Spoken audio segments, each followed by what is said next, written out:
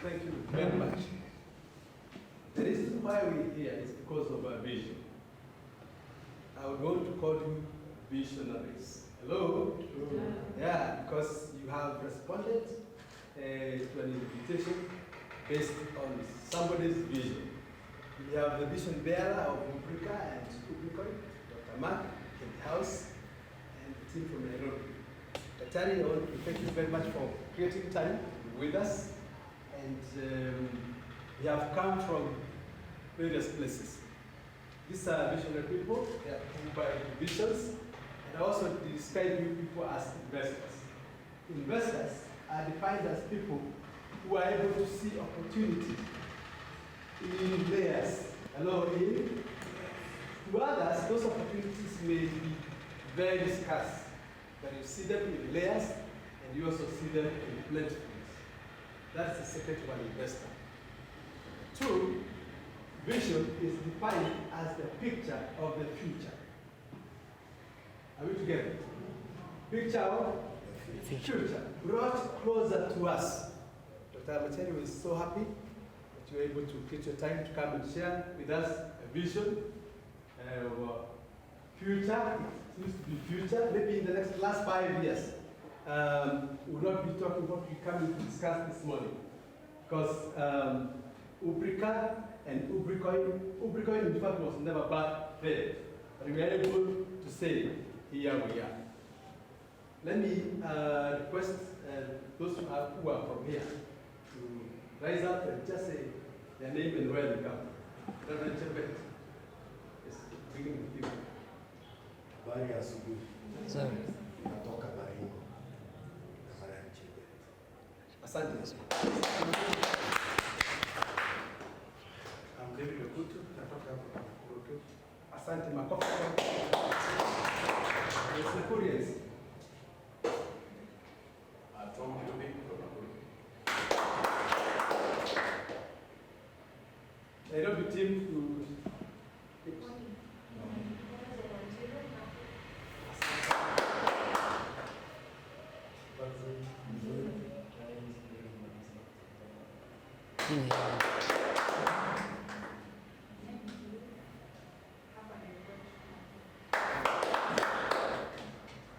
yes, Nakurians.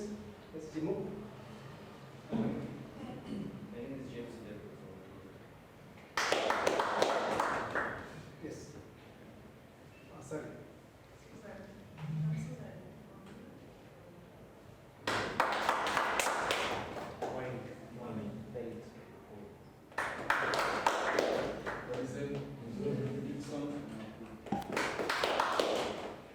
Good morning, everyone. Victor Kamau, Nakuru. Shalom, everyone. Linda Wambura from Nakuru.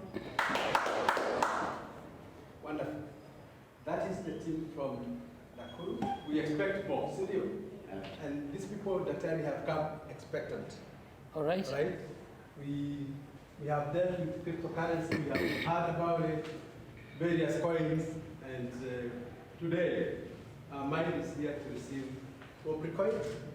And of course, we believe we will not leave this place the way we came. So, without taking a lot of your time, Karibu Sana, maybe you can now take center stage. This is your meeting. Thank you so much. Thank you so much, Joe. Good morning, all the people from Nakuru. People of Nakuru and where is it? Baringo? Yes. Thank you so much. That's Tibet. And we have a team from Nairobi as well. We had to wake up very early in the morning, get together at one point and come. That consumed an extra hour. So we're starting now. Of course, thank you so much for being here. I want to tell you that the words of John, beloved, I wish you above all things that thou may prosper. It's money we're talking about. You know, these things were written thousands of years ago, and yet we miss them all the time. Without money, we have nothing.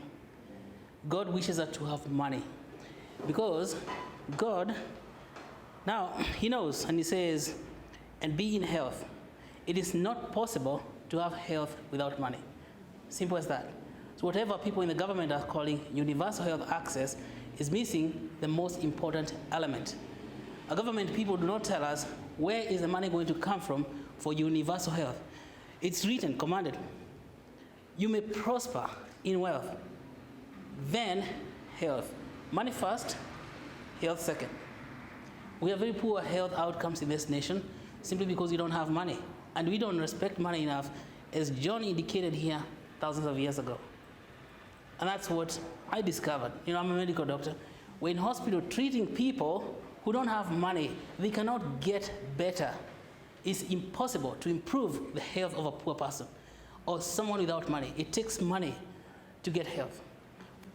How does it take money? One, the human body will break down if it doesn't have the right food.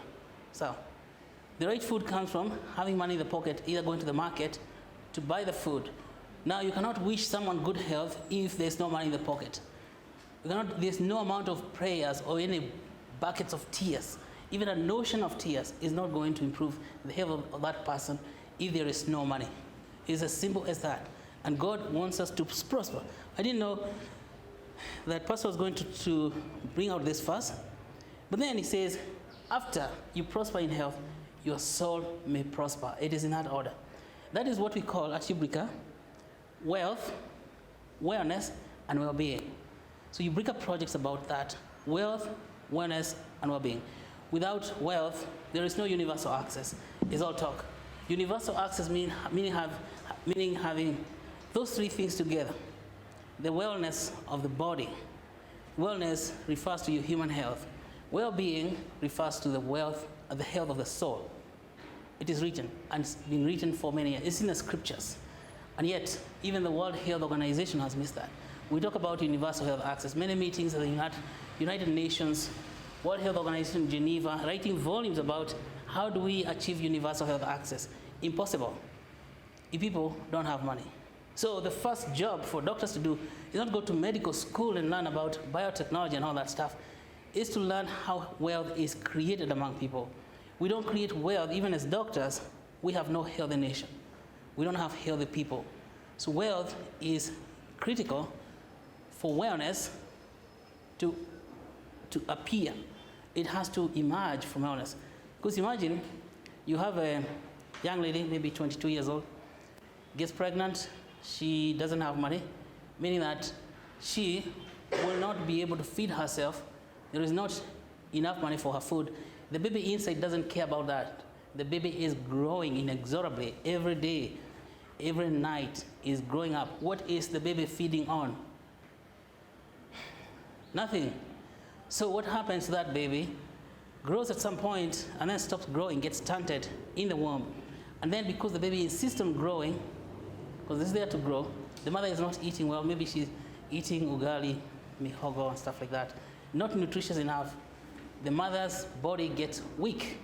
When the mother's body gets weak, she could die before pregnancy, and before the pregnancy goes down.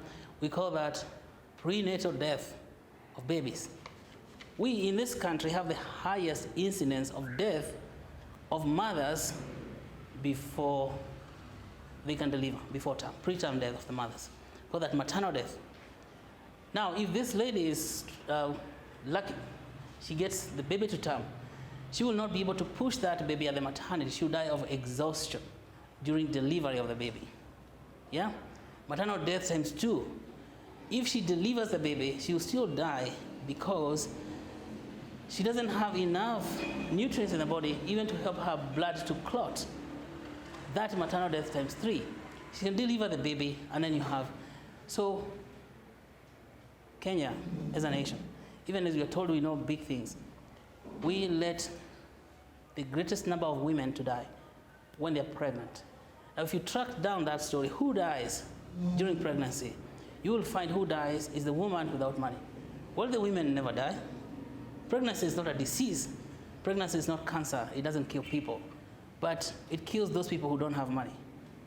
So when we don't think about money, we're not thinking at all. We're not thinking about anything.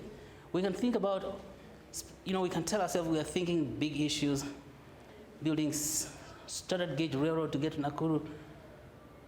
That is zero minus. If we really haven't thought about Where did the money to build the Standard Gauge Railroad come from? Did we create that money, or we go to China to borrow money? So we put ourselves in a trap of death.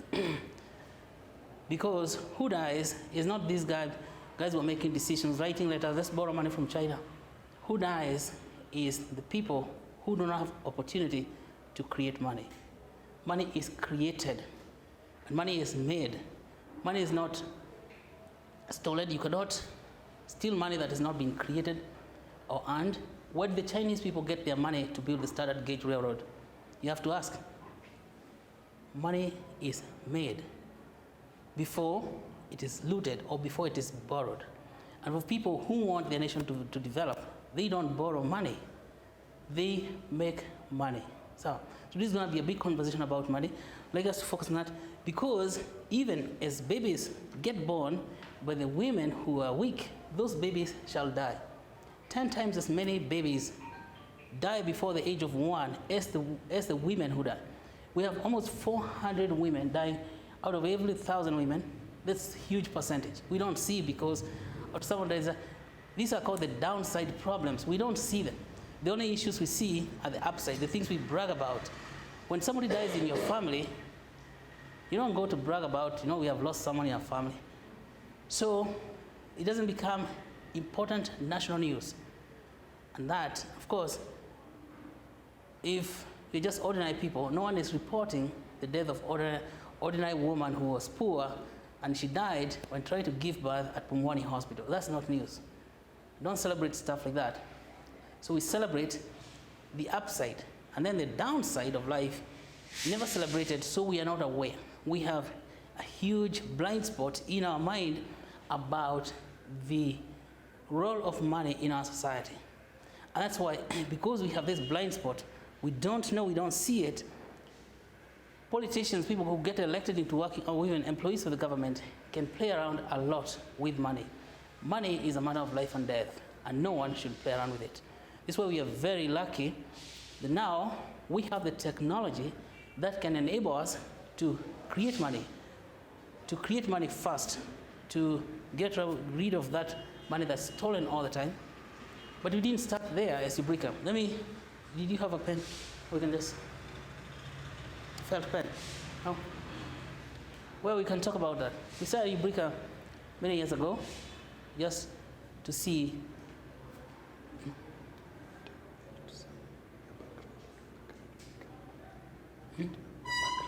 Yeah, that's it. That's right. So, I personally have been working on this question: why is health so poor in the country? Health outcomes. Whenever disease strikes, a lot of people die. Women die. We have the highest incidence of death of women in Kenya than any other country in the world. That is not a record we want to have. And women die when they get pregnant. Of course, pregnancy is the only cause of death for women between age 18 and 25. There's nothing else that kills women at that age. Pregnancy. And you track back, you find those girls from 18 to 25, they get pregnant. They don't have money because they haven't worked before, and so they cannot go to the hospital. Of course, maybe their marital status is not stable because some of them are not even married, meaning that they don't have anyone to go to when the baby is growing so fast in the womb and is eating them down. They don't have anyone to help, and so they die. So what I found out is that there's no amount of scientific knowledge in medicine that is going to prevent that thing from happening. So we have doctors who are well educated, they have degrees, PhDs after their own degrees, but then they go to work in hospitals. But what happens when they come to the hospital? People come without money. When people come without money to the hospital, you could do two things. One, you can detain them because you cannot treat them. And when you detain the people in the hospital and you're not treating them, what do? You don't give them medicine, you don't even give them food, and so before you know it, they are dead people. And then even if they die, we don't forgive them for not having money. We still go to the extent of selling their shamba. They have to do harambee. It's much easier to raise money, people to raise money for you when you're dead in Kenya than to raise money for you when you're still living, even if you're inside the hospital. So we raise money for the dead. There's a Harambee every weekend, for our own people who are already dead, and the hospital is going to take that money unashamed. Now, that's the doctors who have been trained, even with PhDs in medicine. They have degrees, specialties, neuroscience, they're cardiologists and all that stuff. So basically, we're raising money for our dead people to pay to the health system that should be taking care of our people, to make them alive, to keep them alive, but then they have to die so that the health system may survive. See? That's okay. So you see, we send people abroad now. Doctors graduate here, about 500 doctors per year. 51% of those doctors shall have left the country. Why? Because they're not getting paid. Now they go to strike against the government using the collective bargaining agreement to say that we are not getting paid, so we strike. Then the county government say, we don't have money, we are not going to pay you. Let's go to Cuba and get some doctors. Yeah. So that is the greatest foolishness you've ever seen. We have to focus on how money is created, how money is issued, to understand why money is important, and we can change the life and can have universal health access by just understanding that. So Ubrica stands for Ustawi Biomedical Research, Innovation and Industrial Centers of Africa, which I thought when we were making it is the answer to the absence of health in the nation. Health is like a baby. No one was ever known to take care of a baby who was not born. So health has to be produced in order to be taken care of. So in this, we thought that, first of all, how do you get health working in a nation? You have to create a system that produces health. As you have seen in the scripture, hey, he's preaching.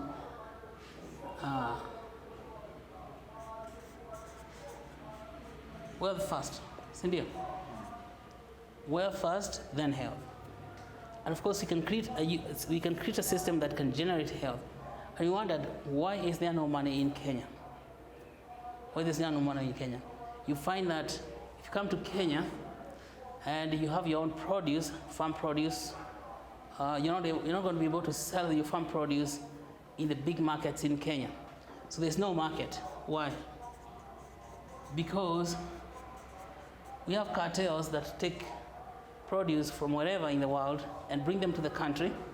And all that produce, when it ends up in the country, still their eggs, maybe they're coming from Uganda, they pass through here. Bananas, oranges from South Africa, and local mwananchi, who has very low output, is not able to compete with these cartels that import foods and bring them to the market.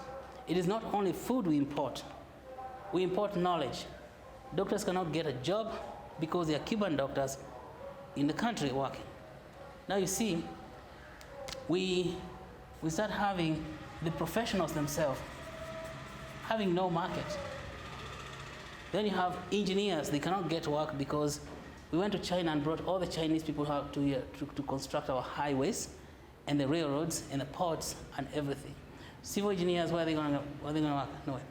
Means that the market for Kenyan products, produce and services has dislocated to other countries. Of course, this market dislocation occurs when we have inattention to that gospel that says prosperity first. What happens when we employ Chinese? Kenyan money goes where? It goes to China. When you employ Cubans, Kenyan money goes to Cuba. What about when you buy eggs from Uganda? Money in Kenya goes to Uganda, so there's no money left here.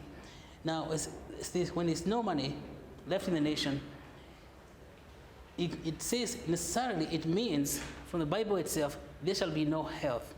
See? And this is the big problem we have to solve. So we found that in order to redress this issue of market, first we create a market here locally, our own local market, where people can sell things directly to say peer-to-peer, sell things from one another. Well, if you have eggs, you don't have to take them to the supermarket, but you should sell them directly to your neighbor. But it turns out we don't know which neighbor has eggs, which does not have eggs. And because of that problems like lack of knowledge, the lack of knowledge between peers in Kenya is the big factor that is inhibiting access to market. Market means money in the pocket. The market is a solution to lack of money. See, if you can sell your knowledge, say you're an engineer, you can sell your knowledge to people who are buying engineering knowledge, you have money in your pocket. If you can sell eggs to people who need eggs, you have money in your pocket. It's as simple as that. Where we don't have money is because we do not have any market. All the markets we had in this nation have left the nation because the people who are leading the nation are just typical hyenas, which, of course, hyenas, in other words, they are called middlemen and cartels that eat from where they did not plant, yeah? So that they go and get eggs so that local wananchi do not have anywhere to sell eggs. They get cabbages, they get fruits. You see, if you go to any fruit market in Kenya, including the street market, you find fruits from South Africa. Where are the hawkers getting fruits from South Africa from? Now what about people who are growing oranges in this country? Where shall they sell their oranges if the South African people have flooded their oranges here? So it means that if we, to overcome this problem of the market, we create a marketplace we call Soko Janja. Soko Janja. And we call it Soko Janja because of what? Because the only market available for local produce is famously known as Soko Mjinga. See, Soko Mjinga is known that we have accepted the philosophy of stupidity to rule our marketplace, to rule our mind. We are so stupid that we don't care, and it's not us. So this is an insult to ourselves. So you find the market for vegetables is all Soko Mjinga. Market for potatoes, Soko Mjinga. Even market for doctors, Soko Mjinga. Because where is a doctor who cannot get a job going to work to get his money from? By practicing low quality medicine, so he can get as many clients as possible, but the quality of care itself is not good. Soko Mjinga. Engineers, they cannot get good contracts to work in large companies, large projects like superhighway construction.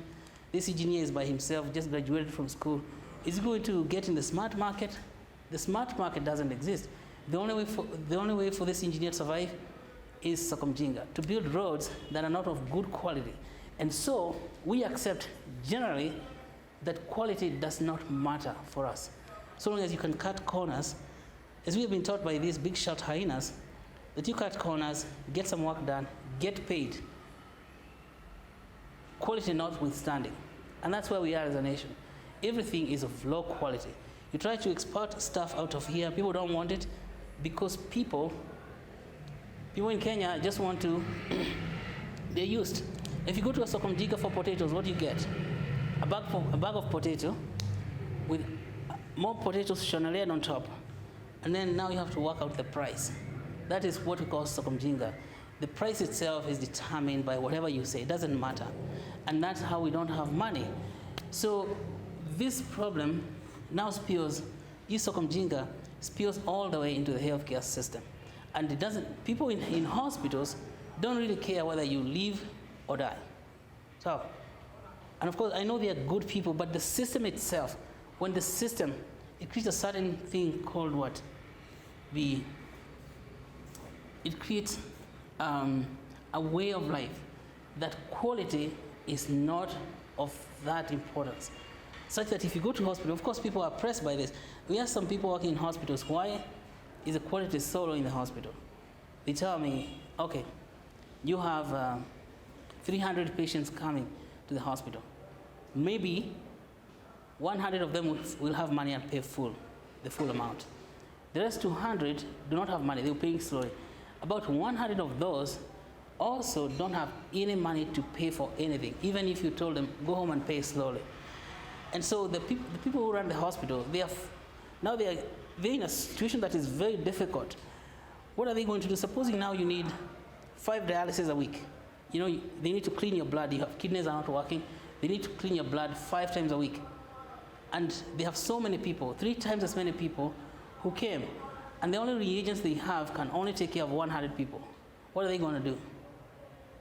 Yeah, either because they want to give everybody dialysis, They may say, instead of us giving 5 dialysis a week, let's give them 2, so everyone gets it. Let me tell you, if someone needs 5 and you give them 2, it's as good as giving nothing.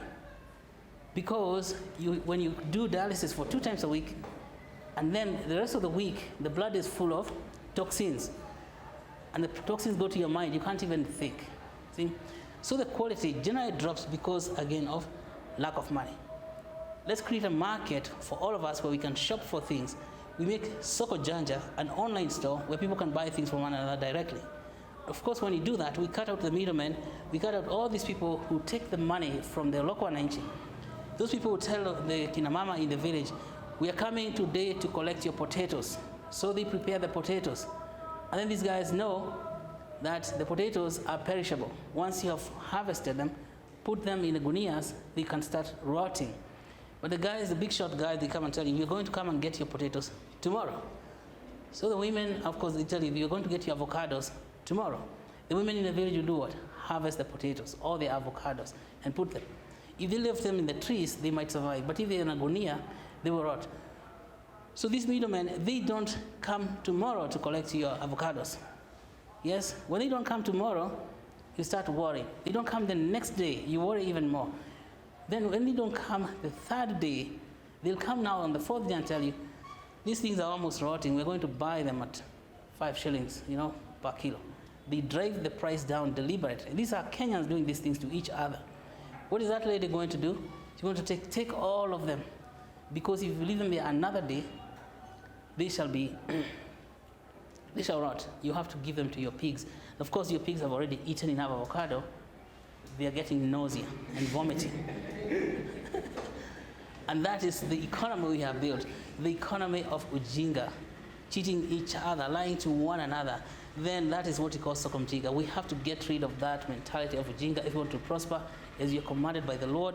And we buy things from one another directly. There will be no middlemen coming to buy. It was when we were building this Soko Janja, we put an online payment system, the traditional payments, but they couldn't work. Where you use Visa, MasterCard, stuff like that, even M-Pesa. They won't let us implement payment gateways on our online Soko built in Kenya. They just say your region not approved. As we were doing studies to find out how can we make our own payment gateway that we don't have to ask permission from other people. Because part of the reason why we're in this state is because we depend on other people. We depend on Europeans, the Chinese people, to build the roads. We have to learn to build our own technology. We're well able to do that. So we said, let us build our own gateway. As we were doing research, we discovered something called blockchain.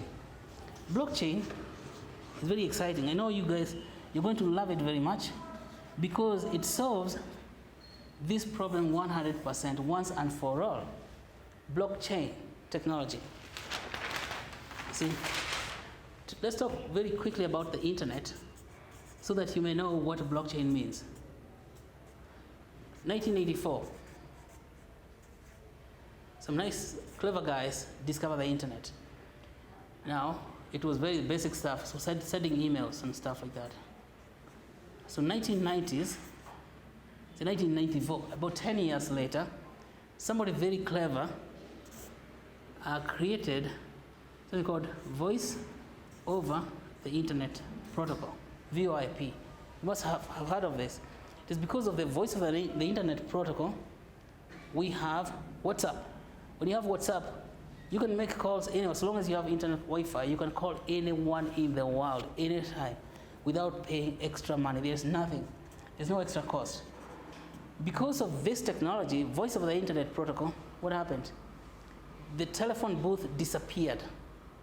Now you guys, maybe the young ones don't know, you used to go to town, you find a telephone booth, you put coins there, and then you make a call. So that's called toll calling. Now if you wanted to call United Kingdom and you're here, you had to go to a house in Nairobi. You could not call, maybe Nakuru there was, I don't know. Known X-Telcom, where you line up the whole day because there's a lot of people from the whole country, and you pay a whole bunch of money to people at Xtel so that they can make a call for you, not you making your own call. To where? To to United Kingdom. And you're waiting there. It was very hard. You could not have anyone with a cell phone. So the telephone or telecommunication belonged to the postal people called Kenya Post and Telecommunication. Where are those telephone booths today? You see them? We got from this voice over the internet protocol freedom that was unprecedented. Freedom to talk to one another. Okay? Then of course Kenya, we went a step further and built M-Pesa. We got even more freedom, being excluded from the banking system. Now what I'm telling you, 2008, some other genius came and said, let's have money over the internet protocol. This money over the internet protocol is what we call the blockchain. Just as we got the freedom to communicate, now we have the freedom to have money. It's the freedom of money. Now, if you don't understand this, you will know that there will be no central bank in a few years. Just like the telephone booth disappeared, even the commercial banks are going to disappear. So get ready for a storm of money. And of course, this money is what John was talking about, called prosperity. Even this freedom is not free. It's not going to come freely. This freedom is going to come to the learned people who have the knowledge. Yeah? Because, as always, people who don't have knowledge will just be left behind, as usual.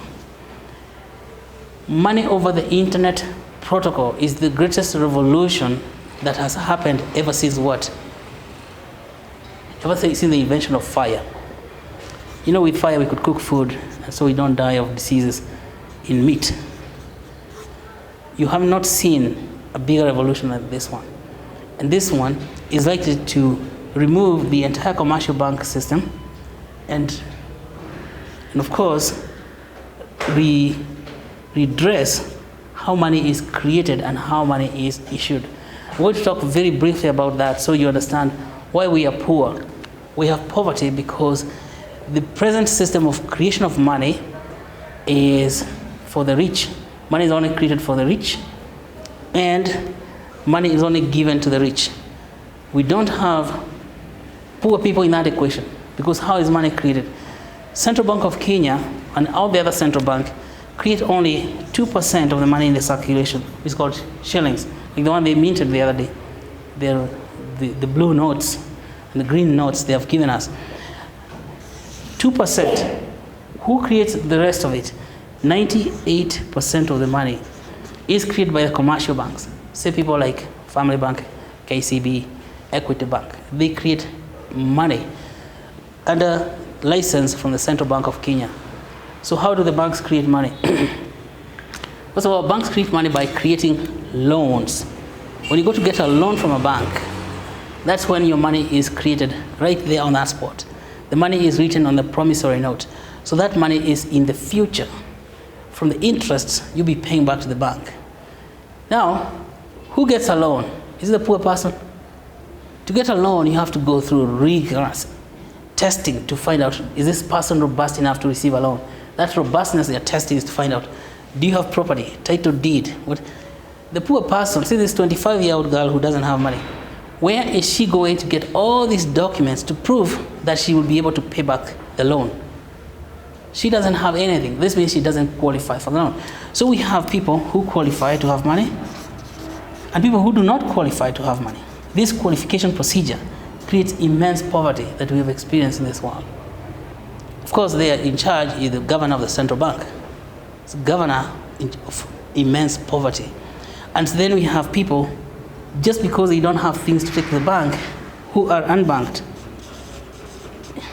That's the word. They are unbanked. And we have hundreds of thousands of people, let's say millions of people in this country, who do not have access to the banking services just because they don't have what it takes to have access to banking services. And that's now ends up in the hospital. Those are the people who are ending up in hospital without money. Those are the people who are dying. The women and children who die because we have created the financial system in such a way that they have to die whether we like it or not. We can change that. And this is why this money over the internet protocol is the most powerful revolution, because there will be no unbanked anymore. We don't even need the bank. The bank system will be out of the way. And then we get the bankable people in this area. And so this is why understanding blockchain is very, very important. Today we're going to do a lot of exercise to understand how the blockchain works and what it really means for you. Meanwhile, the financial system has to find out what to do. Because of this now, we have the freedom even to run payment system on our online network, the Soko Janja. So, and that's basically about that. But you see, if now we are going to solve the Ubrica, the problem of universal health access in Kenya, which is what universal health access, which is what now we made Ubrica about, is that first of all, is people can fail to have access when they don't have money. So let's say $1 like that, or we call it UBN. People can fail to have access when they don't have money, or people can fail to have access, zero access, when they live far away from the health service organization. So if the distance alone, if there's nowhere to go for your health services. And so these are two major problems that we solve together. And so we create UBN, Ubricoin, and Soko Janja itself, where people can sell what they produce, because when they sell what they produce, they have money without middlemen. People sell stuff directly on Soko Janja.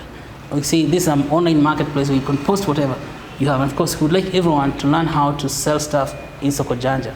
And you make money because you're actually selling. And you facilitate those trades using the Ubricoin. If you live far from health services organization, we have what? We build clinics. Now, because we can have money to build the clinics, yeah? And so we call them retail clinical centers, because this clinic would have a produce workshop where if there are produce that come from that region, we can put them in a workshop, increase their value for market. So maybe we will talk a little more about this later, maybe during question and answers. But these clinics, we call them Ubrica Retail Clinical Centers, because if you produce vegetables, let's say you produce potatoes here in Nyandarua, and these guys, the middlemen, are coming to collect those vegetables, and of course, because they time you so that they just come at the very last minute so that can buy your stuff at a very cheap price, we can offset that by creating a value addition workshop for potatoes. This means we can build a workshop, let's say a small factory for drying potatoes, and then when the potatoes are dried, they cannot rot, and then they are sliced. It's possible to do that, and we allocate money. Now, how we're going to do this is, we say you're from Nakuru, and you have such a thing, we need to make a factory for you. We create a chapter in this area, a chapter of our organization that will help you get to build that factory. We have built enough of this Ubricoin that can help finance these things. But the Ubricoin has to have money. So you keep noting these things because I'm going very fast, but it means we have money for building factories that can add value to the things that you produce locally so they can have market outside. Then you don't have a middleman coming and waiting for you with a lorry or telling you we're bringing the lorries and tomorrow, and the lorries don't show up.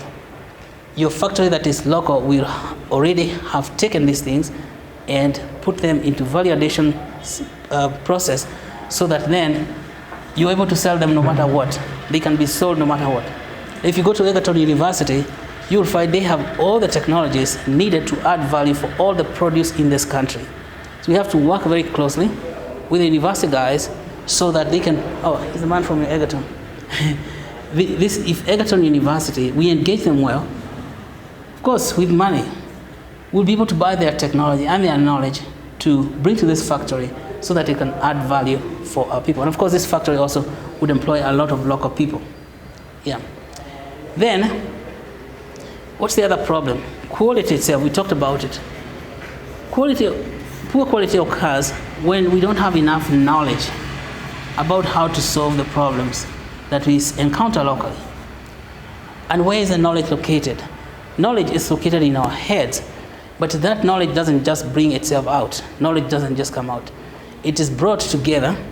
Maybe this is why we have universities also. So when people go to university, they learn how to produce the knowledge in their mind and put it out through research and all that stuff. But what is happening today with our universities? That knowledge that is in the universities is not coming to the people. It's not coming up to the communities. Because of what? Knowledge, to get you knowledge from a university takes a lot of money. Again, if we don't put money in knowledge conversion, because knowledge has to be converted from a state where it is not organized to a state where it produces something like this. You see, this pen here is a packet of knowledge. It is packed with a lot of information so that it can come here and do this work. Even you see this sheet of paper, somebody thought about it.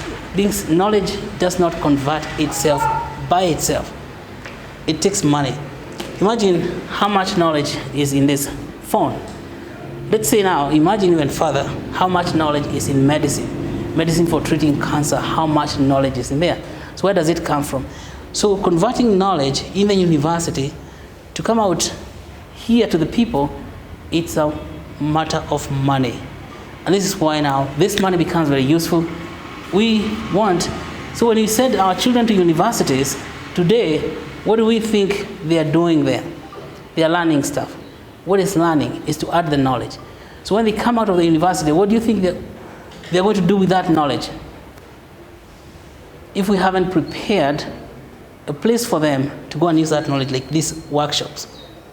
So you see a huge unemployment in Kenya, which is going to almost 100% in almost all disciplines, including medicine, because we do not respect money enough to understand that without money, that knowledge is just going to go to waste. Such that now the university becomes a huge, vast wasteland. A vast wasteland of knowledge, of people. Let's say a vast wasteland of minds. Instead of, this is what God really wanted us to think about. See, what is in the mind of God? It is understanding the role of money. That's why the very first thing we saw there was prosperity. He didn't say, okay, go and get health and then prosper. Pana. It is first of all understanding this itself and the role it plays in creating prosperity of the body. That's called health, and the prosperity of the soul. So people have well-being. They are peaceful among themselves. They can work together. So instead of, now we have to see how we stop universities from becoming wastelands of minds of people by understanding money itself and how it works. So, and of course, understanding things from this knowledge in the university helps to improve the quality of things across the board. This is why we send, everyone is proud, parents are proud that, hey, my daughter has been admitted to a university. Why? Because you know that this person is going to improve the quality of knowledge. But what happens when that knowledge doesn't come out of the mind of your daughter? Because there is no money. She needs to get paid to get that knowledge out. So if she doesn't get a job, then that knowledge was all for waste. So we have to work very closely with the university in a place we call Science Technology Program, USTP, Ubrica Science and Technology Program, by helping the university to create parks that we can fund with the Ubrica. And so, then finally, knowledge, once it is beginning to come out, it bubbles like a spring, it needs to be concentrated in one place where everybody can come. So we create jobs, and that's why we're proposing to build a biomedical industrial city here in Kenya. We have master planned 4,000 acres in Nakuru County where we can put a biomedical industrial city. And this becomes the epicenter for manufacturing in biomedicine. And of course, the best health care system within the county. But that's if we don't encounter county level problems with the governor and his people. And of course, some other politicians like to agitate, so we don't build that. But basically, in Kenya, let's say specifically, we shall build a biomedical industrial city that will activate the knowledge in this country in a way. So to do all those things, let's say Soko Janja We put aside 3.02 billion UBN. We allocate. That is for so for funding the entire Sako-Janja. For the clinics, the URCCs. Oh, okay, dialed up. The URCCs, another 3.02 billion UBN. These are Ubrica coins, financing. Then for university science and technology parks, UBNs, how many? 3.02 UBN. Billions. Now, if a UBN is $1, that's 100 shillings. You can see how much money will be available for this work. And of course, for engaging people, like the way we are talking about here, similar amount. I think this is about 2 billion UBN. So we make sure we create enough money for everything that's going to ensure access to health. So then, the biomedical industrial city, we put 6 billion UBN, 6 billion. This enough money. Now, in total, roughly, we have created about approximately 20 billion UBN for the entire Ubrica project. And that brings us now why we're here. The UBN is already created, it's in the market, it's listed in major markets in the world. So we have UBN listed in exchanges in the world. So today, we want to do practical exercise so that you know how to work with UBN, sell UBN in exchanges, and of course the first thing we're going to do is learn about wallets. This is going to be practical, so I hope you all brought your phones. Some of you may already be ahead of this step, that you already know how to create cryptocurrency wallets. And so UBN is a crypto, let's say, is money that is generated using computer algorithm. That's cryptographic. Then exchanges, and then trading. So we want this to be a practical session on how to do these three things. Learning about different wallets and what they do, what they symbolize, your private keys, public keys, what that all means, all this language of the cryptography. Exchanges, UBN is already listed in about 8 exchanges, and we have 21 trading pairs. That is stuff you need to understand. And what is the advantage of knowing more than one exchange and trading in more than one exchange as compared to just trading in a single exchange? And then what does trading really entail, and what are trading pairs? Yeah, trading pairs. So we're going to learn all that. And so we have brought our team from Nairobi. I see Steve right here, master trader. Now, and we have Evanston as well, and we have Anne right there. We have Susan Jagona right there, and who else am I missing?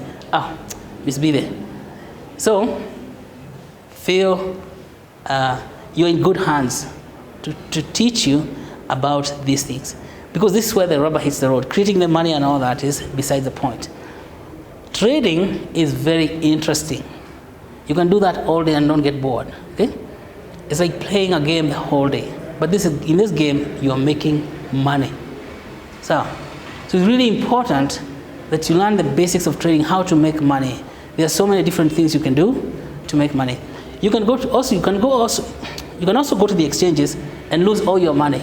Yeah, it's not gambling, but the other people want to make money from what you are trading. So, and because we're in a global marketplace, this is not just trading with other Kenyans or neighbors. We are trading with South Koreans, very sharp guys, Chinese people, Indians. We are trading with who? We're trading with Americans, people in Canada, UK, you know. So you're not alone in this marketplace. And when the marketplace is that big, there's also opportunity for making a lot of money. And this technology also gives the young people great opportunities to get rich just by maybe trading 1 hour or 2 hours a day. And then you go and do the other work that you do during the day. You go and manufacture stuff, make your things and sell them to the market. But here we have the cryptos. The same way you sell eggs in the marketplace is the way you'll be selling UBN in the marketplace. So as a team in Nakuru County, would like to develop a team here that is well trained on how to trade, and then you trade and trade until your pockets are full of money, and that is possible. So we have, to get you started, we shall give you a certain amount of UBN, and then we see you, we send you off trading. So this afternoon, we're just gonna be trading until the end of the day, mpaka watu washike, si ndio? People get to know how to trade, because that's the most important thing. You want to know how you put money in your pocket. All right, so maybe I should stop there. Maybe there are questions.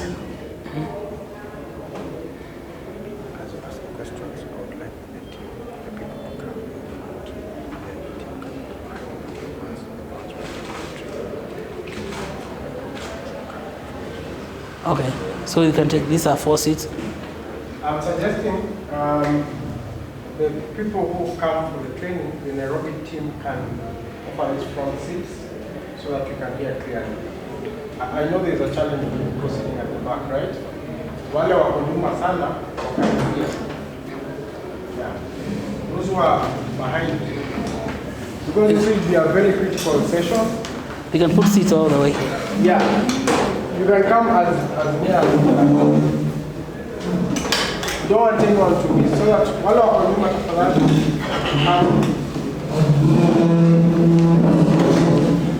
So let me ask, how many people have got crypto wallets? Crypto wallets, 1, 2, 3, not too many, 4 people. So we have to start by the wallets in the beginning, and so so if you don't have wallet, means that you don't have cryptos. We have to start from the beginning, like fresh start, so that we also have to teach you about exchanges. People with wallets, most likely you guys are already trading. You've been to the exchanges, yeah. So, but we have so many different currencies and so many different blockchain. Ubricoin is built on Ethereum blockchain, and so it's on ERC. All the wallets that take ERC, this is just jargon, okay?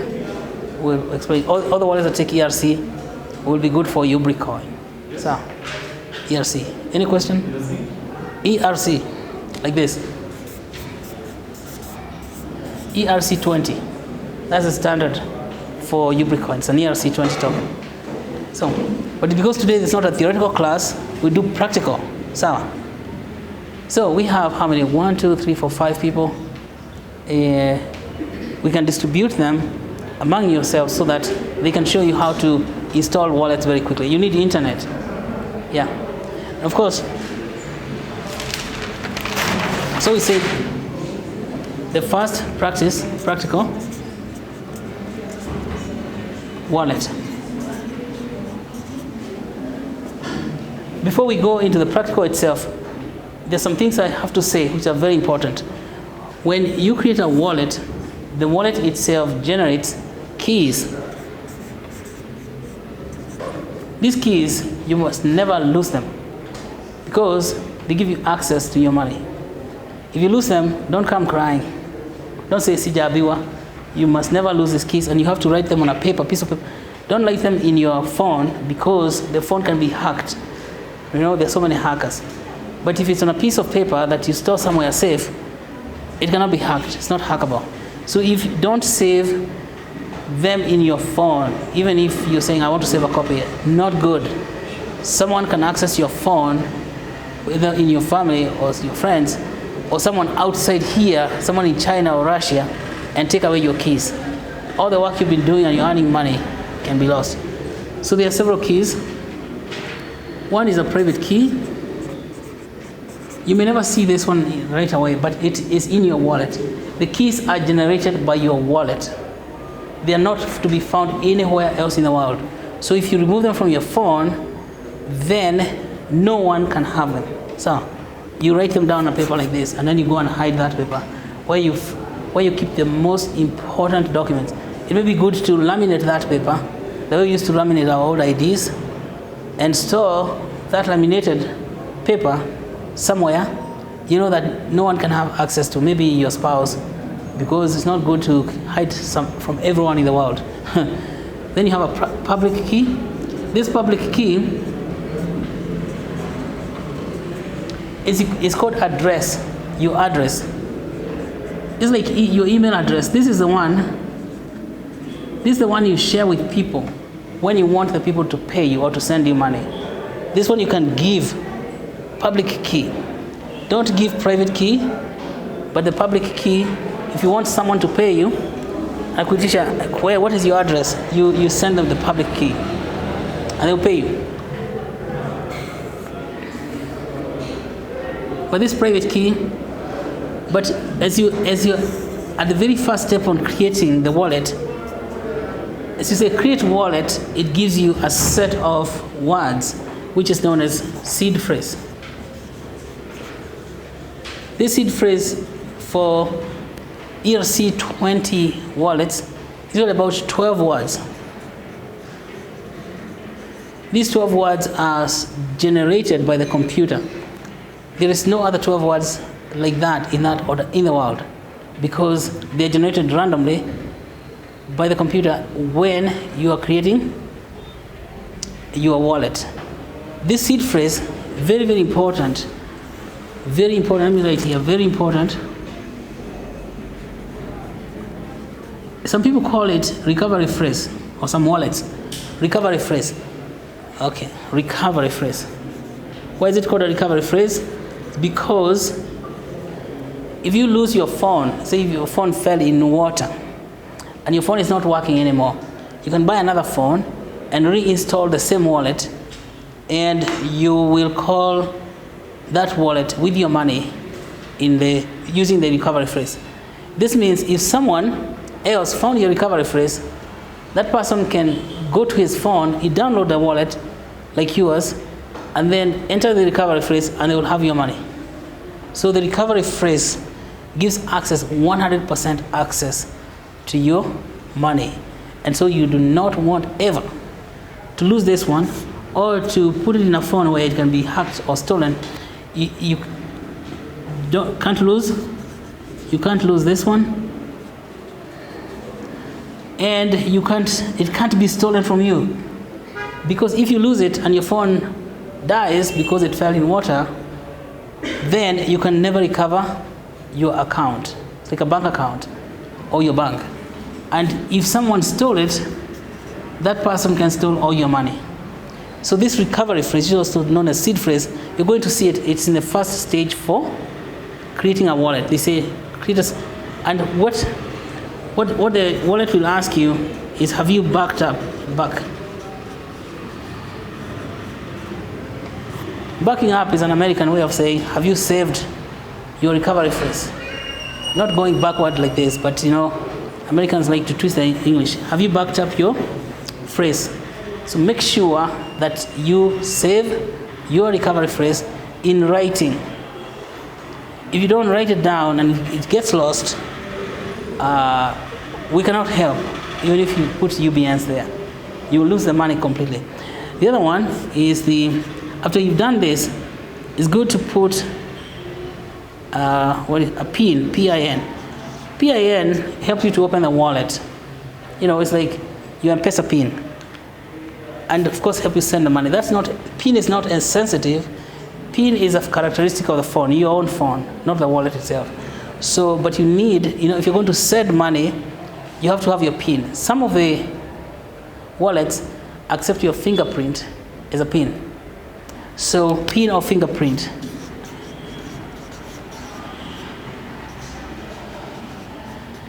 Okay, you want to make sure that even you remember your PIN, because you'll never be able to send money to anybody. You cannot pay. But whether you have the seed phrase and you don't have your PIN in the PIN itself, some people call it passcode. So when you see the word PIN, you see the word passcode. They all mean the same. Yeah. So this one, open a wallet, and you can send money with. But these passphrases help you to recover the wallet, meaning that they are the most sensitive. Someone could get your passphrase and a recovery phrase and take all your money, and so all your life's work is. Now, when you're working in exchanges, you send the money to an exchange. The exchange has got its own wallet. So don't send all your money to an exchange, because exchange, most of the hacks happen in exchanges in this world. Like you find the first one was Mt. Gox, then you had Binance, then you had this. So in exchanges, you send only the money you want to trade there. It's like when you have eggs, and you usually have eggs sent to different markets. Don't carry all your eggs and bring them to Nakuru market, because if anything happened in Nakuru, all your eggs are lost. So similarly, don't take all the money you have in your wallet and put them on an exchange. When the money is in your wallet, it cannot be stolen, cannot be hacked. The only way it can be stolen is if you left the seed phrases lying somewhere. Yeah, somewhere that people can see. Do not put all your money in the exchange. If you want to trade 1,000 UBN this afternoon, take only 1,000 UBN from your wallet and send 1,000 UBN to the exchange. Yeah? So, well, let me stop there so that we can have a lot of time to do the practical stuff. We said practical one, create wallets. People who have wallets, maybe you can examine them a little more. So we're going to divide our people. We have 4 people, 5, or one is there with the camera. 4 people then, and maybe we can sit in a circle. We mean that we form 4 circles. It would mean that this group, you turn your seats like this, and if a Bitcoin wallet, these days even Bitcoins, we're going to look at the wallet.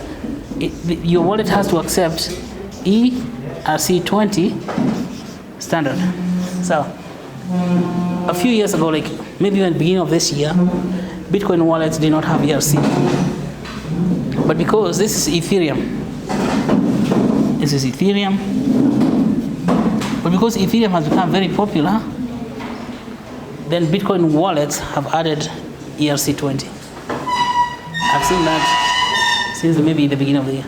Let's form circles where we can have one person helping.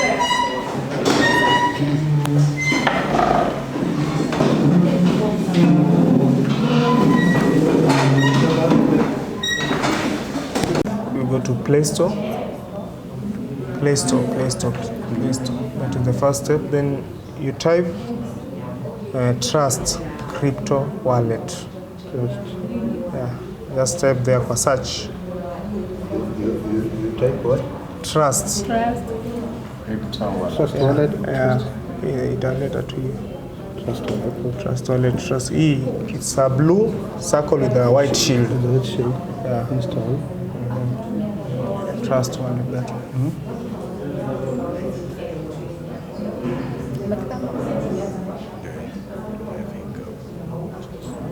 Which means, Yeah, that one. so which means Bitcoin wallet sio ndio coin wallet peke yake. Bitcoin wallet is not the only wallet. So only wallet inatoweka Bitcoin. Crypto wallet, ERC20. Yeah, that one. Was the one.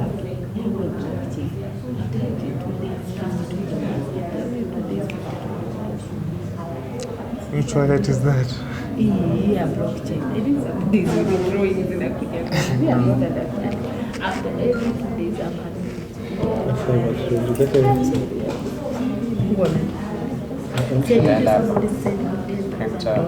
Trust, just type this one here. $1 million. Which one is Yeah, this one. Yeah, it's a white, it's a blue one. It's not. Kuna zenye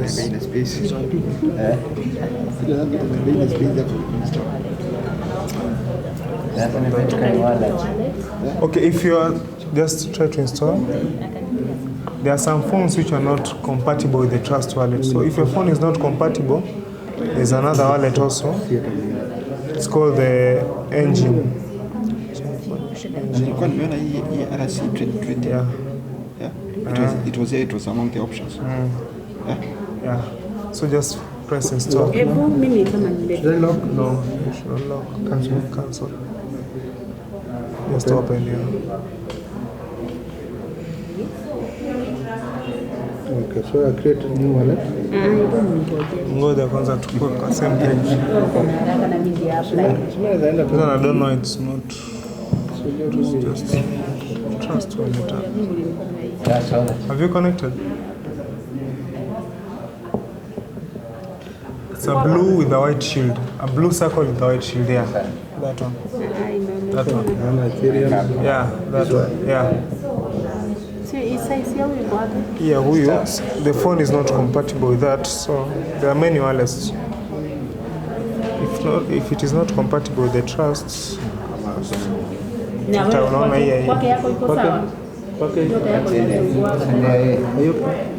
hii bado hii yake pia iko compatible. Ni simu? Ni simu iko compatible. Hii engine, kuna ingine inaitwa engine wallet, not that one. Engine.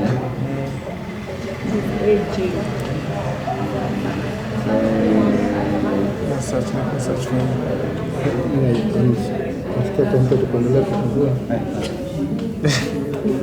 So, sini kuna process ya kununua Technology.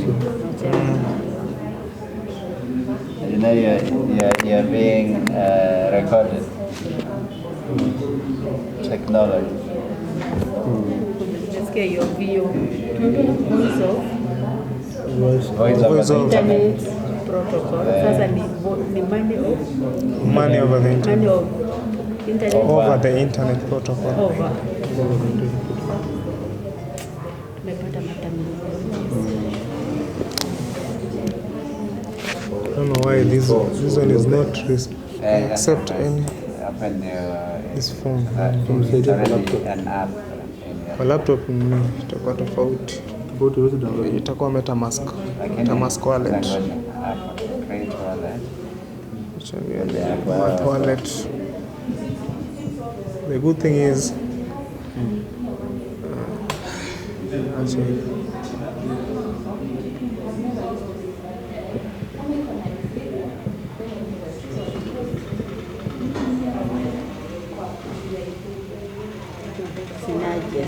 Umepata alternative? Yes. Nitajaribu kudownload. Naenda pale pale. Paste Spain. yes, good.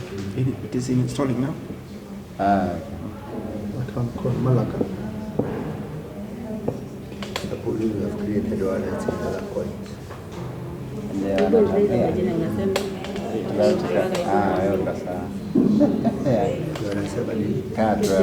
Ndio presentation. Anasema Ama yuko kwa PDF. more compatible with the area. Haina shida, utaenda tumuone, lakini so long as ushaelewa. This one I don't know why it's not accepting any Even wallet, even the area. Is outdated. Kuna mtu anataka And then it's so big. Tuendelee. nice content. Utaniwekea coins kwa one of my friends alafu Atakubali kukutumia kweli? Nitamtumia. Sasa Good friend. wale watu tumefanya. sawa. Yes, sasa tutatumia sasa na huyu. Tumia ya Simu ya huyu sasa ndio one the process how it goes. So kila mtu the guy who was here. So everyone ako hapo kwa hii create wallet. So you create a new wallet. Just press the create a new wallet. If I had another one, If you had another one, you have the seed phrase, the 12 words. Sasa sina The seed karatasi ya phrase, kuandika they hiyo. are the 12 words. Utakopi la kona You have to have the 12 secret words. if I had another one, or the new. Oh, that one, this one is a different thing. Yeah, this one is a different This one is a different wallet. Nuru Coin uses its own wallet, though it can be installed there, but This one will create you a new wallet. Doesn't affect. Doesn't Doesn't affect that. I affect totally different. Create a new wallet. Yeah, you create a new wallet.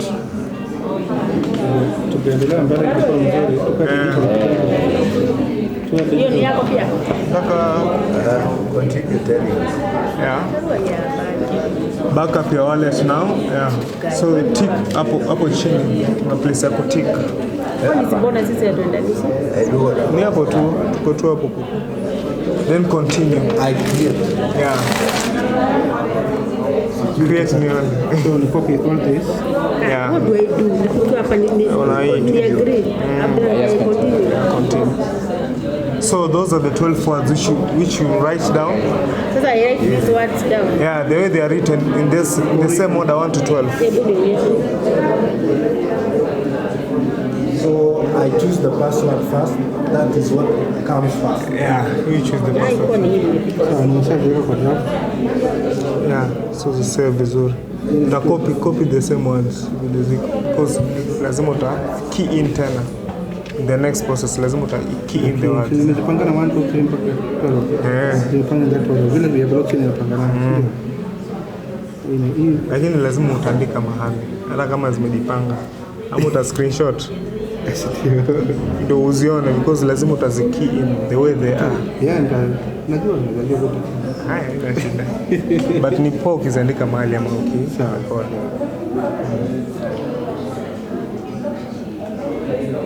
Mpaka iko na useless. Useless. The useless na iko number 7 na my number 7 is my lucky number.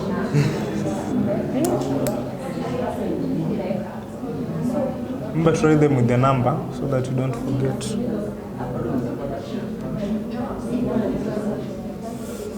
Oh, anaambia sisi. Oh, This is not the one. So I'm here. Continue. Yeah, you continue. Now that is what I was telling you. So lazima uta tap the words. Like kama this was number 1, you just tap it in that one. Kama the number 1, 2, 3 hivyo so vile zilikuwa zimepangana. Kwa utazikumbuka lazima uziandike tu chini. Leo kama ijapangana hivi I don't take. Haitakubali. My brother. Umefika umeshaziandika chini? Hadi jina zinaje ndio alikuwa anafikiria ni jina Nigeria. Mimi nimepotelea wapi? Wacheni ni waombe. Kwa sababu ya shida yangu hapa na sema tusongeshe hii. Sasa nimefika hapa. Tusonge nyuma ndio ya sasa. Kwa sababu ya shida tu yenye Tunavuta tu meza. tusonge tu. Nataka tufanye nini? Tunasonge hivi. Alafu niingie mahali hapa. So that we are together. Tumefikiwa ama tutaona. Songesha tena. Sogeza kitu.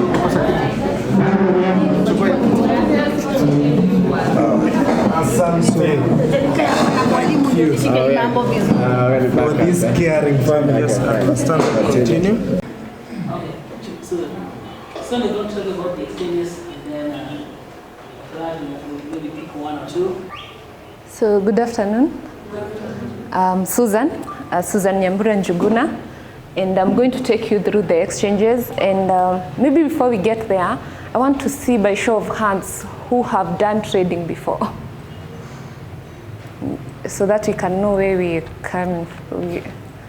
Okay, very few of you.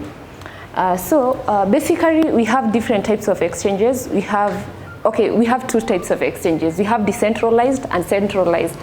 What we mean by decentralized, these are exchanges that are made but are not for profit. Like, even if when you go to trade there, you don't have to deposit your coins into the exchange. They can work with a wallet. Then there is no one who is controlling the exchange itself, but it is a peer-to-peer like me and you. So if I'm selling Ubrica, you have to buy it from if I'm selling Ubricoins, you have to buy it from me, and like it's peer-to-peer. So that is decentralized exchanges. There is no organization that is controlling the whole thing. But for the centralized exchanges, we have an organization that has made an exchange, and most of the time they are for-profit organizations. And these centralized exchanges, to be listed in a centralized exchange, you have to pay. For decentralized, you don't have to pay. Okay, you get the difference? And in the centralized one, when you are exchanging, you put a sell order and a buy order, and then, but the exchange itself, the organization, is in between. So this is the Ubricoin website. Under the Ubricoin website, we have, we have the menu, and under the menu, we have buy Ubricoin. Under buy Ubricoin, we have different ways of buying Ubricoins, and in the different way of buying Ubricoins, you can buy Ubricoins from an exchange, or you can buy a Ubricoin using M-Pesa from the Ubrica office, and then there is another main one where you can buy Ubricoins from the main contract, where you send ethers to the main contract, and the main contract sends you the Ubricoin. Kuna swali? Maybe I'm using terms. If you don't understand those terms, you just ask. Okay. Okay, sorry? All right. Okay, sawa. In the centralized exchanges, we have an example, Phoenix Box. Under Phoenix Box, we have what we call in an exchange, we can have different markets. With the different markets, you can exchange Ubricoin with another currency. For example, you have UBN, you can exchange it with USDT. This is another cryptocurrency. These are all cryptocurrencies. And you see, Ubricoin is very new and very young. Tunaitanga ni bado ni mtoto. And because other coins have already been there, and like for example for Ethereum, we have platforms where you can exchange ethers to cash, like Kenya shillings. And so if you want, for example, you already have, for example, saizi, we give you Ubricoins, right? And you want to convert those Ubricoins to Kenya shillings. First, you have to exchange it to what we call Ether, and then Ether, there are those people who buy and sell ethers, and they do that. You can pay using M-Pesa, or you can sell Ubricoins and get Pesa through M-Pesa. You understand? So we have you have a market called UBN stroke USDT. We have another one called UBN stroke ETH. We have another one called UBN stroke LTC. And then we have what we call UBN and Doge. And you may wonder what we call, you see, in exchanges, most of the time, we don't have the full name of a coin. They use initials. Kama Ubricoin, nini zake ni UBN. Kama hii ETH ni Ethereum. So we have ETH. Then LTC inaitwa Litecoin. So we have those, most of the time wanatumianga hizo initials za hizo coin. Then in the same Phoenix Box, remember we are talking about Phoenix Box is an exchange, it's a centralized exchange. In the Phoenix Box, we also have UBN stroke FNB. FNB ni coin ya hiyo exchange. FNB ni coin ya Phoenix Box, wametengeneza pia coin yao. Tumeelewa kufika hapo? That is the markets that are in Phoenix Box exchange. Ni sawa? Okay. We go to the next exchange. I don't know if I should cover Byte BTC. Currently imerenemiwa, ilichukuliwa na kampuni nyingine saizi inaitwa Federlio. So under Federlio, I'm right? Under Federlio kuna market moja which is UBN stroke ETH. Sawa. Then we have another exchange still under centralized exchange. We have what we call Instant BTX. Under Instant BTX, we have a market for Ubricoin for UBN stroke ETH. Then we have another one for UBN stroke BTC, it's Bitcoin. Okay? Then we have BTX Live. Under BTX Live, we have these trading pairs. We have UBN stroke BTC, that is Bitcoin. We have UBN stroke EUS. Then we have UBN stroke ETH, UBN stroke LTC, that is the Litecoin. and that is for BTEX Live, okay? Then we go to the decentralized exchanges. The decentralized exchanges, we have StarBTEX. Under StarBTEX, we have UBN stroke WETH. WETH, okay, I don't know if I should go to that, but it's a market like the other. It's also a coin for ETH. Then we have LedgerDex, we have UBN stroke WETH. So those are the exchanges that we are listed on. Then there is an exchange that is not updated here. We have also an exchange called Etherflyer. We are also trading on that one. Etherflyer, we have UBN stroke ETH market. Okay, below here, we have the main contracts. Maybe you're wondering what we mean by main contract. Main contract is the Ubricoin contract. When we are making Ubricoin, you have to write a contract which people interact with. Like when we talk about cryptocurrencies, it is supposed to be a peer-to-peer thing, right? When you are not supposed to interact with human being. You interact with the computer itself, the program itself. So when you send ethers to this address you use it, you key into your, for example, you have a trust wallet, you key it in where you are supposed to put an address when you're sending ethers, right? You put this address, you say how many ethers you want to send, you send to the address, this address, and the address itself, it sends you Ubricoin. There is no one who is there. If at all, for example, you are doing the transaction, there is no one who is monitoring it. It will just send you direct, like I send it now, and at the same time, I get my Ubricoins, okay? So then we have a way of buying Ubricoin using M-Pesa. This is most of the time I recommend it for beginners, for those people who don't really want to go to the exchanges to trade and they don't really want to buy either so that they can buy Ubricoin. We recommend that you use M-Pesa to buy Ubricoins. The M-Pesa usually comes to the office, and because we already have some coins that we can send to you, you pay using the pay bill number. Okay.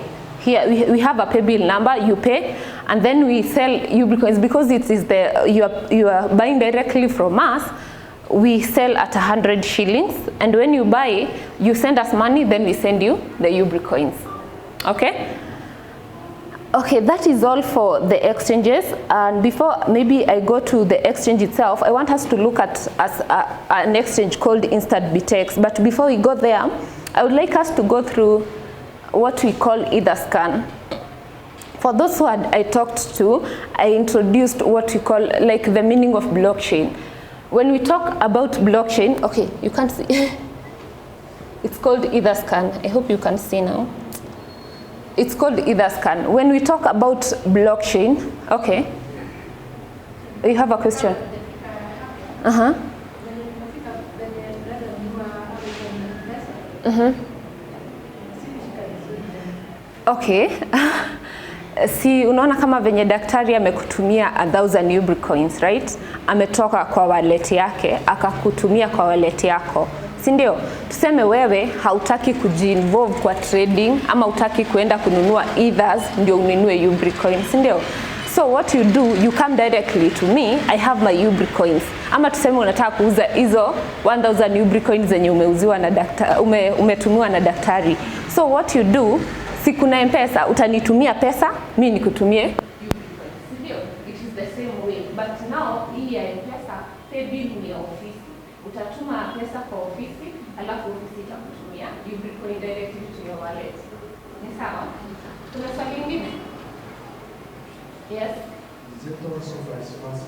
If I want to sell, Okay. Sell. in cash. So I say I go to the office. The office. They have a wallet. Okay. Basically, as per now, we wouldn't buy the Ubricoin because you have Ubricoin in our account. But for example, umeenda, you go outside, you convince someone else na ameitikia kununua, it will work the same way. atakutumia pesa, then umtumie Ubricoins kwa wallet yake. But now you have to help them open a wallet first. Yeah. Swali lingine? The main contract, that address is the address ya Ubricoin itself. Ubricoin has an address. You send from, if you're on trust wallet. You send from your wallet. You send ethers to the contract address, and the contract address will send you the Ubricoins. Yeah, and it's good to mention all these markets have different prices. When we talk about the contract address, the way it was coded, the price was set to resonate with that of ethers. When the price of ether go up, the price of Ubricoin goes up in the main contract. That is how it was coded. We coded it as one Ubricoin is equivalent to, 1,000 Ubricoin is equivalent to 1 ether. So you do the math to see where the price of ether is, and then you compare it to get the price you will buy it from the main contract. Mr. Another question, yes? You've shown us centralized Exchanges. How do I do now? The centralized, okay, sorry. Yes, how do I see? I need to sell here. Okay, we'll get into that. I'm getting to that. I want to show you the EtherScan part. Okay, basically, when we talk about blockchain technology, it's where you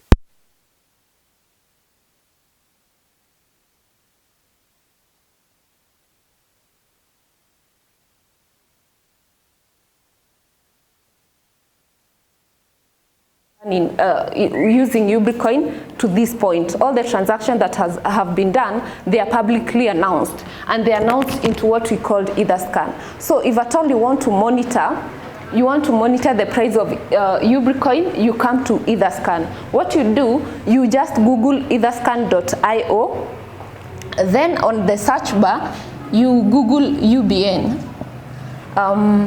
Okay, I don't know, okay. And you can see it is here. You click on it, Ubricoin. So it shows you all the records of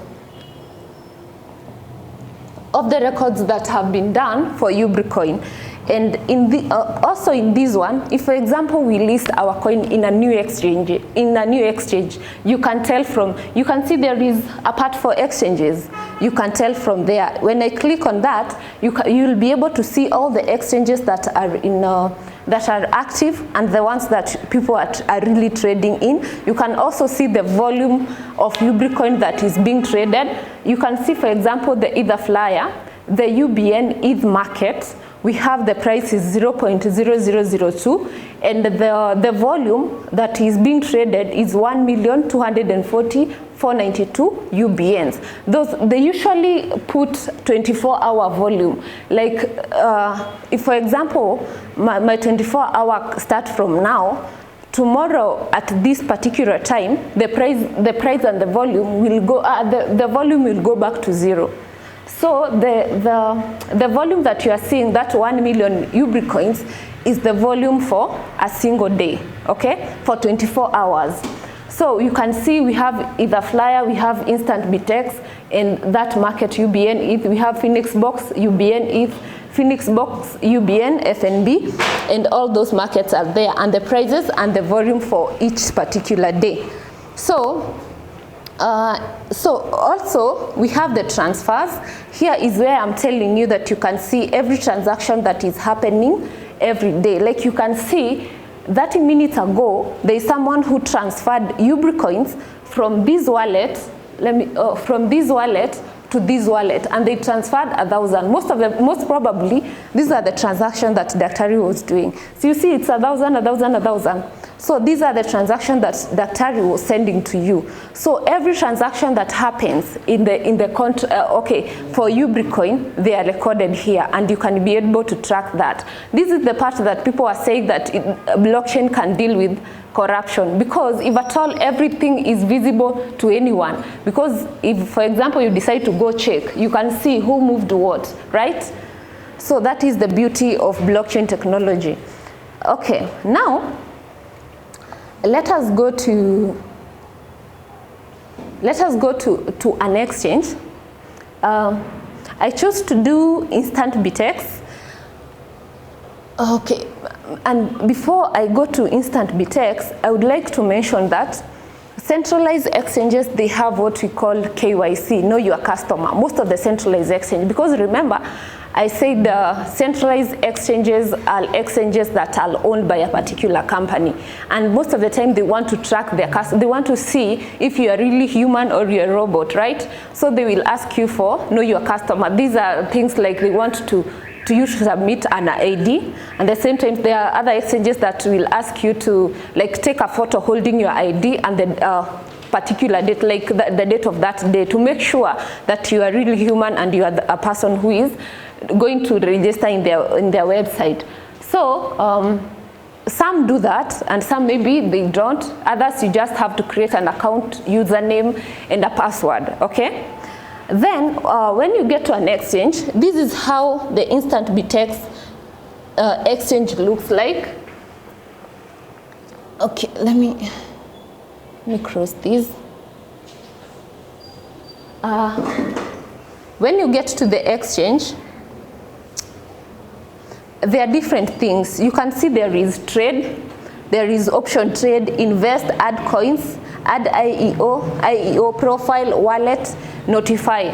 So what I want us to measure in here is the trade part. I hope you can see the trade part and also the wallet part, because these are the two things that most of the time you interact with when you get to an exchange. When we say about the wallet, this is where you deposit Ubricoin to an exchange. When you go to the wallet, you can be able to see,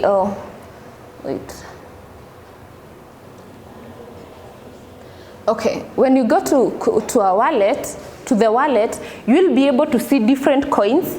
So you choose the coin that you are working with. And for example, in our case, we can work with, depending on the market, because remember I said in instant BTEX we have two markets. We have a market for UBN and ETH, and also we have a market for UBN and BTC. So this one, the one that I'm going to work with ETH. And for me to trade, for example, I want to trade with UBN ETH, it's either I have ETH first or I have UBN. Like you must have one coin to get to be able to exchange, right? So I can use my Ubricoins to buy ETH, or I can use my ETH to buy Ubricoin. So what I'll do, for example, you all have UBN, right?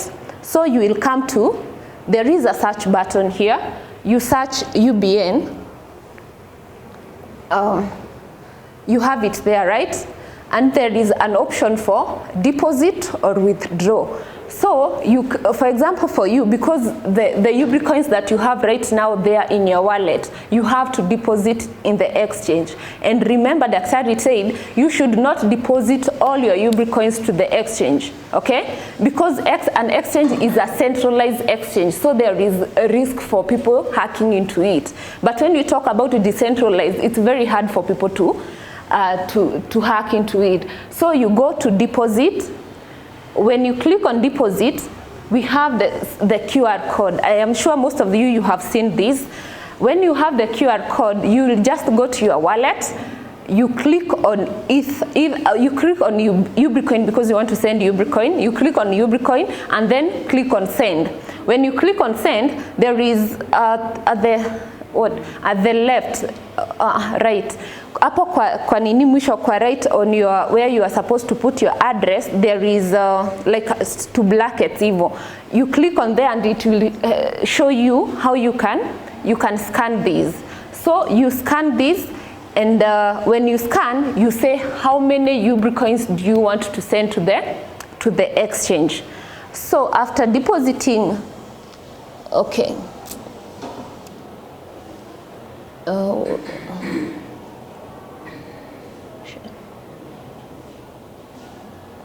So after depositing Ubricoins, you can see I had already, okay, I have been doing trading, and I already have 26,000 Ubricoins in my exchange. That is the instant BTX exchange. So what you do after depositing your Ubricoins to the wallet, you click on the trade now. You remember I said we concentrate on trade and wallet.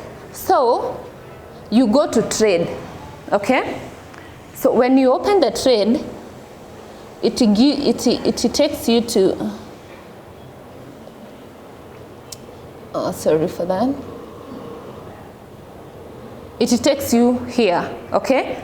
And as you can see, at the far right there, we have BTC, you have USDT, you have USDC, and ETH. For this one, I want us to concentrate on ETH. So what I'll do, I'll click on ETH. After clicking on ETH, it will bring me different coins that are trading with ETH. But now I want to concentrate on the Ubricoin. I hope you can see Ubricoin here. Okay, wait. So Ubricoin, if you can't see it, you have an option of searching, but for now we have it here. So you click on Ubricoin. Okay.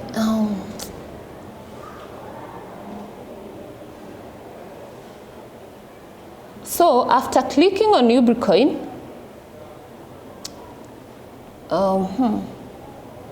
just give me a minute. Okay, I hope you can see here.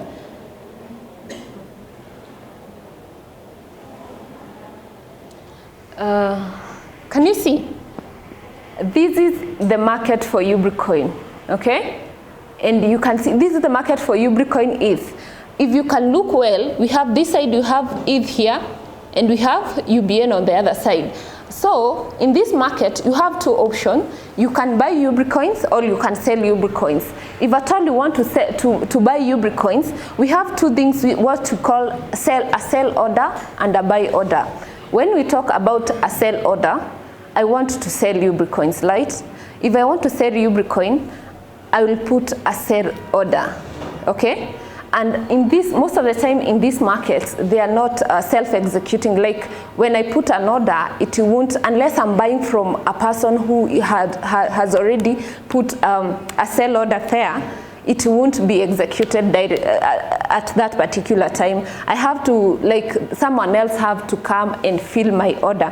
So you can see different people have put different amount of Ubricoins. They are selling it at that market at that particular price. And you remember, because we are dealing with Ubricoin and ETH, the price of Ubricoin will be valued with the price of ETH. So this person is selling 23,311 Ubricoin at let me see how many zeros those are. Come on.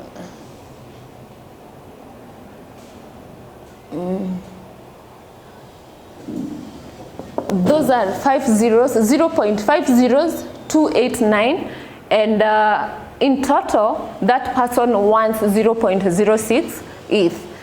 So, if for example, and I must mention something, for a person who really wants to make profits, you have to master this thing very well, because you want to buy when the price is low and sell when the price is high, so that you can make a profit. But if you mess up with the trading, you are going to make a loss. For example, if at all you buy when the price is high, then you sell when the price is low, you make a loss.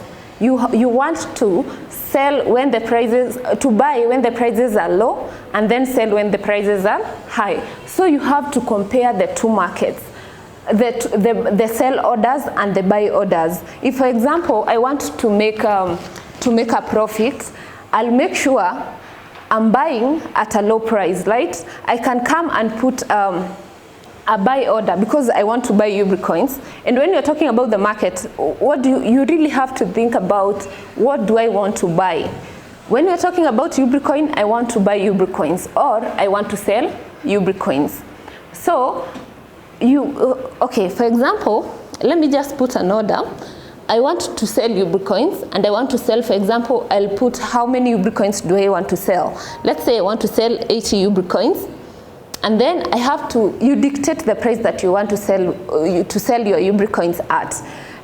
When you dictate the price, it can be lower than the people who have put their prices here, or higher than those people who have put their prices here.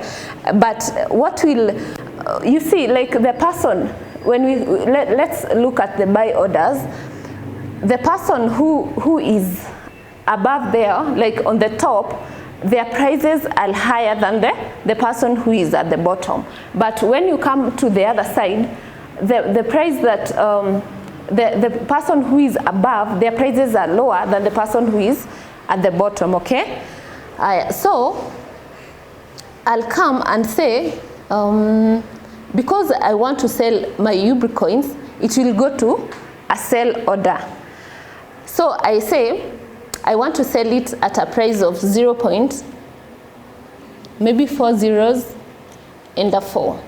That the prices you dictate them yourself. There is, okay.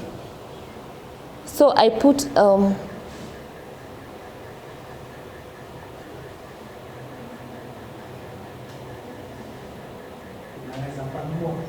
okay. Sawa sawa.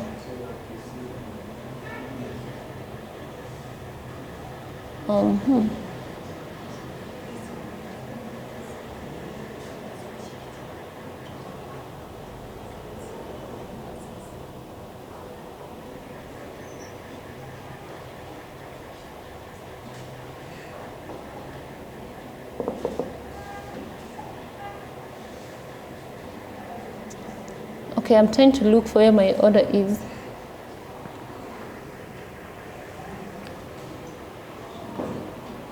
Come on. Sell. Okay. I have to load more orders. Okay. That is my 80 Ubricoins right here. Okay, here you can see them. So I made a sell order at that particular price. So my Ubricoins will come at that point. Now I'll have to wait until someone comes and fills my order. Okay? Tunaelewana? Tuko pamoja? Okay. Haya, so that is for putting a sell order. Then I'll do the same thing if I want to buy Ubricoins. Okay. If I want to buy Ubricoins, I'll put how many Ubricoins do I want to buy. Maybe I want to buy the same 80 Ubricoins. And then I want to sell them at, maybe I can, okay, I want to buy at a little lower price than that. Because I want to buy when it's low and sell when it's high. So buying should be low and the price for selling should be a little bit higher. So I would like to buy, maybe I put 5 zeros and a 4. And then I say buy UBN. So when I do that, let's see.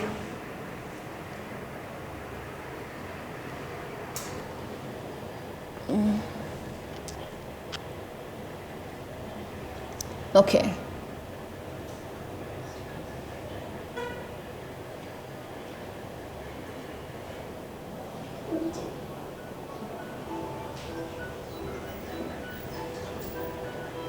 Okay, there is something else you should know. Okay, for example, I just pressed an order and the order was filled. The order was filled, like I bought UBNs. My order is not here. Do you know why? It's because the price I put was higher than the price the people are. There is someone who is willing to sell me Ubricoins at that particular price, the price that I set, right? So when you want to put an order, you have to be careful. Like you see this person who wants to buy 41,900 Ubricoins at at the price is, these are 5 zeros and a 1, right? If I put my price is higher than that person's price, it will fill his order, right? Mnaelewa? Ni kama, for example, I go to the market, kuna watu wanauza ndizi, si ndio? Definitely I go to the person who has a lower price. Si hivyo? So if I have a lower price than that person, haezi itikia kuniuzia. But nikikuja na price ya juu kidogo, anaweza niuzia na hiyo price tu yenye niko nayo juu. Already nimepita ile price yake, nikimuuzia yeye hata make loss. Umeget? It works the same way. Exchanges are markets for Ubricoin with people with different prices. Like nakuja na mayai yangu, nasema mayai yangu nauza 10 bob. Mwingine anakuja na mayai yake anauza 20 bob. Umeelewa? Umeelewa? Okay. Niseme the same example. Like for example, nimekuja na mayai, si ndio? Nauza 10 bob. Si ni kweli? Alafu wewe umekuja na 11 bob ama umekuja na 11 bob, si ndio? Ukikuja na 11 bob siwezi kosa kukuzia hiyo mayai cause nauza 10 bob juu iko above my price. So I'll just tell you the nini na nita make your profit ya juu. Umeget? So it's the same thing. Sorry. 0.00 hizo 0.5 na 1. For example, nikieka 0.5 na 4, si niko juu yake. So nikieka itafilia huyo, itanunulia huyo mtu. Juu price yangu iko higher but if at all I put a price lower than that one, siwezi nunua order yangu. Let's do an example. I put 800 UBN, 80 UBNs. Then si unaona zero zake ni 5 na 1, I put 0.6 na 1.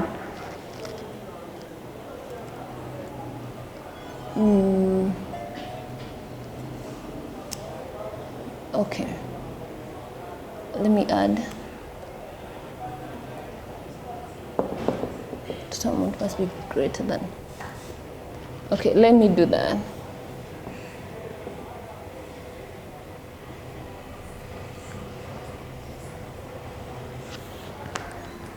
Wait.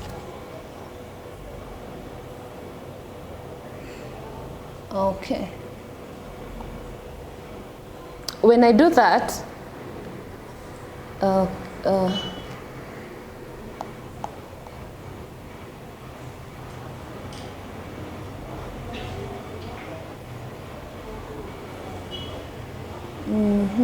so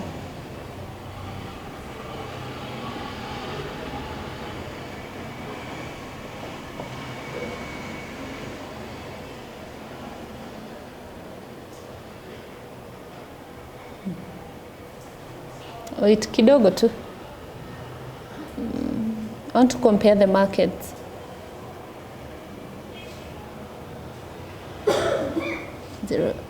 No.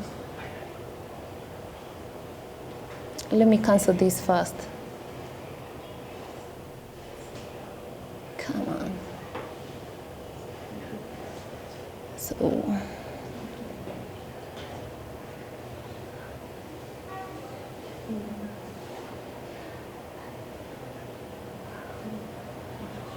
theta 3. So 80. Okay. Sorry, nafaa kuweka it's a buy order, no? We are dealing with buy orders. Nimerealize nilikuwa naweka hii side nyingine. So it's a buy order.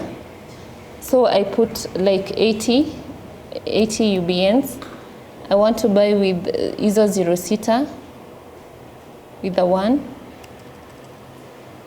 1, 2, 3, 6,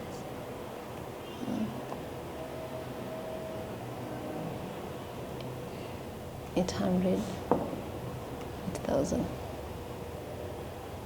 So I want to buy. Okay. Please. So there we go.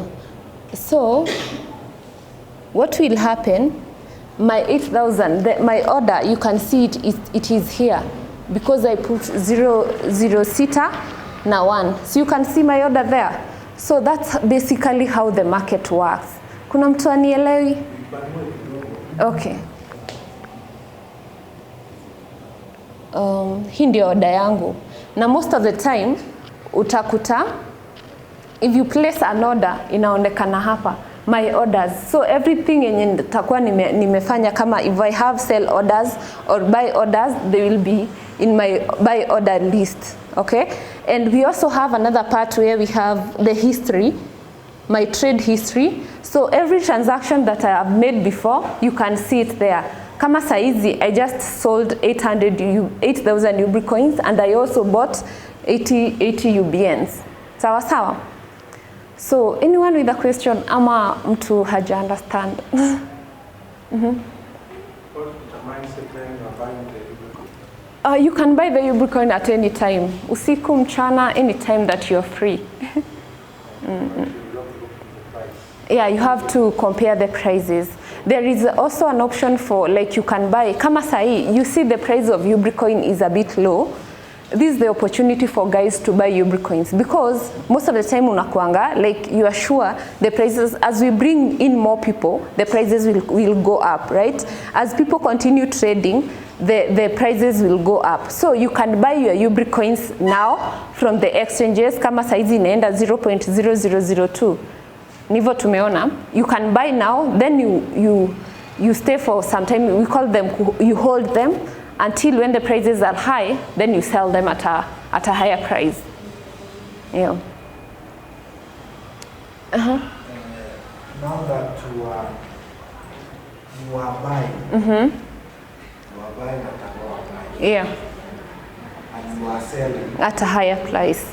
So like the 80. The 80, How much did you make? How much I made? Okay. Per now, as per now, my orders are not filled yet. They are still there. How much do you want to get? Okay. It depends also because there are sometimes the prices are higher.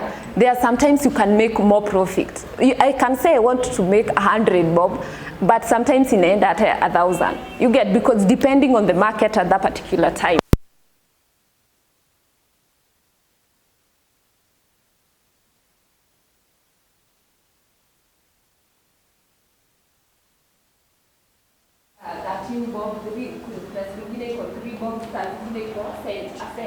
So if you bought at a cent, then you sell it at suddenly converting gold and sell you are dealing with a number of people. You see your profits in a world. Anyone else with a question? Something that they should learn?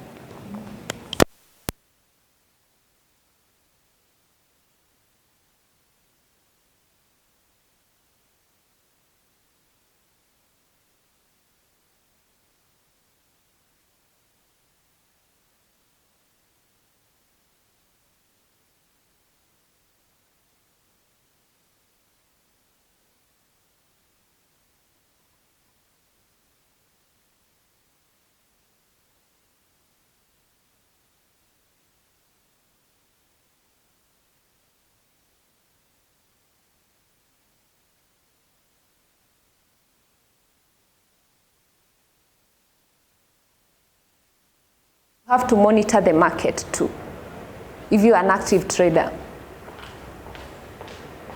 Anything else? Daktari, maybe anything that you want to add that I missed or? Okay. I don't know whether when I buy from the exchanges, the price is too low. You tell me when I go to the office I buy at 100. Do you think there's a very big contrast? Okay, there is a big contrast, and what I usually say is, you see, when you're doing exchanges, there is transaction cost. I should have mentioned that. When you're withdrawing Ubrica coins from an exchange, there is some cost into it. So the price might be like low, but in the real sense, because they are exchanges, their withdrawal cost, it's a bit higher, but it doesn't get to 100 bob. You see, the 100 plus, you also have to do some work when you're getting to an exchange. You have to register to the exchange, you have to take your time to monitor the market. So there is also that time consumption. But when you come to me as from the office, I'm just going, you won't spend time on it. I'm just going to give you directly the Ubrica coins, which is also an option. It's optional for you to do that. Yeah, and maybe I should have mentioned something else. For example, if you get you're asking if you get a person who is willing to buy your Ubrica coins, you are at liberty of selling them whichever price you want to sell them at, because those are your Ubrica coins. When the Ubrica coins, they leave when they leave my wallet, I have no say on them. The office don't have, we don't dictate the price that you're going to sell your Ubrica coins at. You are at freedom to sell at whatever price you are comfortable with and you agree with the person you're selling to. Yeah.